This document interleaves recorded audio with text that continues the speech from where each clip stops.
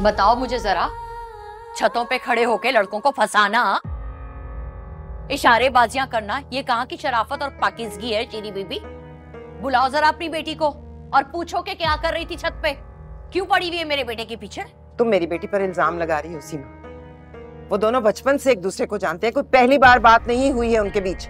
और इतने यकीन से तुम कैसे कह सकती हो कि कुछ गलत ही हो रहा है उनके दरमियान? क्योंकि मैं अंधी नहीं हूँ ना, मैंने तुम्हारी तरह अपनी आंखों पे पट्टी बांध के रखी है। लो आ गई है, पूछो जरा इससे, क्यों डोरे डाल रही है ये मेरे बेटे पे?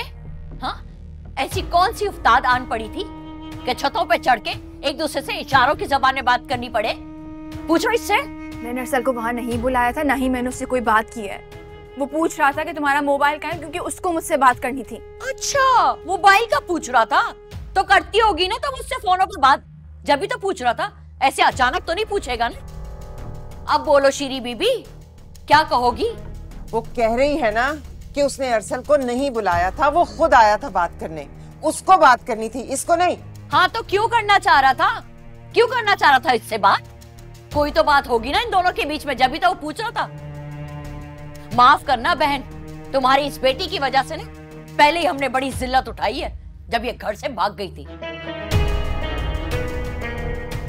अरे वही, जब अगवा हो गई थी, इसकी वजह से हमें कितनी जिल्लत का सामना उठाना पड़ा।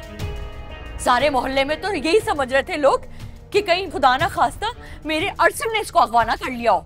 अच्छा बस सीमा, मैं अब और अपनी बेटी के बारे में कोई बात नहीं सुन सकती। तुम जाओ, जाकर अपना घर संभालो, तुम अपने बेटे को संभालो, अपनी बेटी से मैं खुद ही बात कर लूंगी। जाओ, खुदा हाफिज।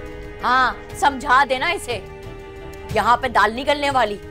दोबारा ऐसी वैसी कोई बात मेरे कानों तक पहुंची ना तो इस मोहल्ले से निकलवा के बाहर कर दूंगी दोनों को।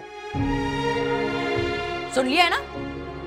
गजब खुदा का, दोनों माँ बेटियां एक से बढ़कर एक हैं। माँ को देखो इस उम्र में मुंह पे कालक थुपवाने के लिए तैयार खड़ी है, और बेटी को देखो तो थुपवा कर भी चैन नहीं है।